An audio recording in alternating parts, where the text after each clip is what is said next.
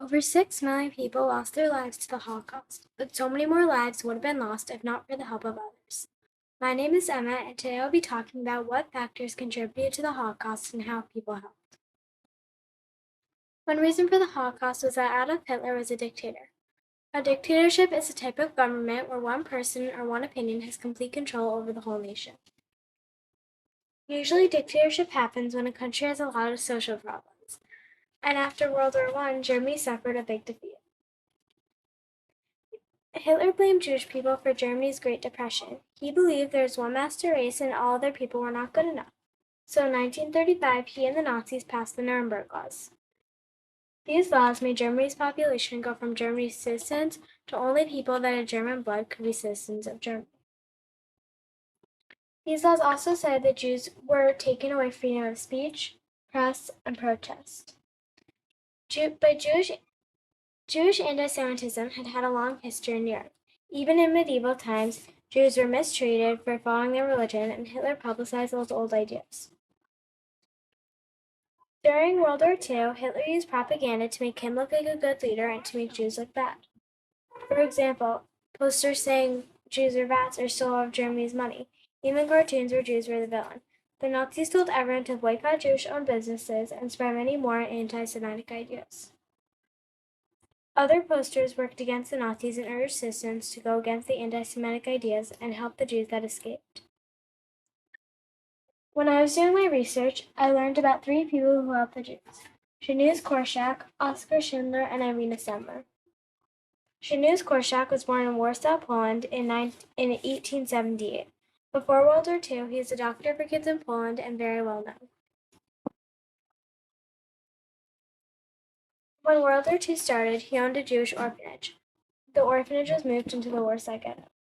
Even when there was very little food and clothes, he fed the kids and gave them good clothes. On August 5th or 6th, 1942, the Nazis came to take everyone to concentration camps. Korczak was offered multiple times to leave the concentration camps but stayed with the kids.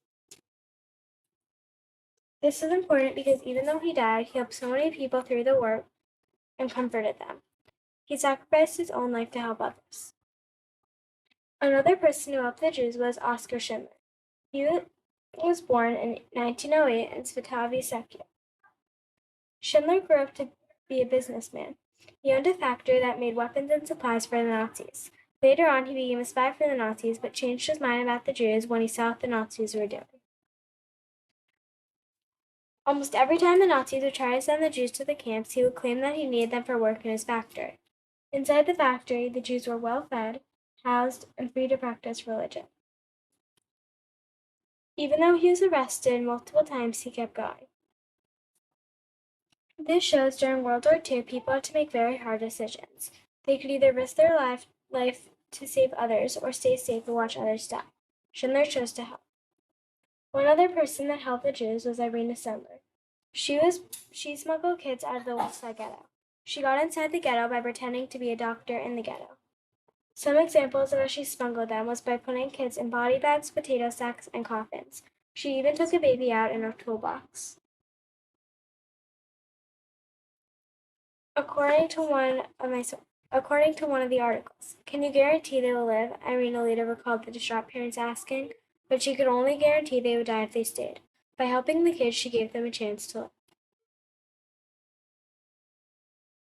Another organization that helped the Jews was the Belsky Brigade. The Belsky Brigade helped more than 1,000 Jews escape from war. I interviewed Hai Ryback, the son of 2 members of this organization, Solomon and Hannah. Before the war, Solomon and Hannah had a baby, Hai's older brother. During this time, before World War II, Solomon was a teacher and bookkeeper, and Hannah was a nurse in Belarus. When the war started, Solomon and Hannah were moved to the Novograd ghetto. When the Nazis emptied the ghetto, Hai's older brother was killed.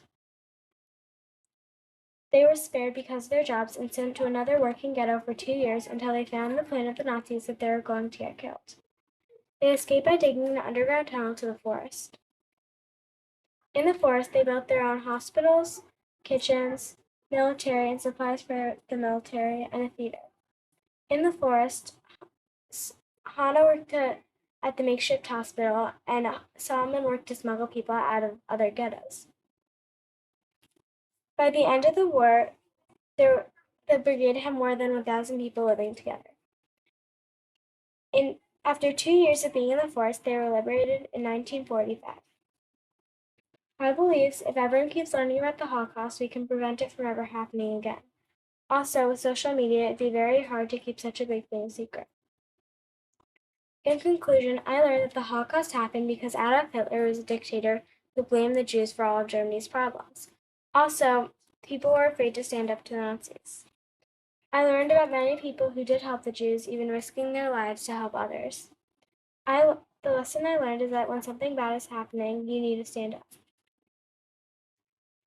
We can prevent the Holocaust or anything like it from happening again by not falling for propaganda, being aware of global conflicts, and by helping others.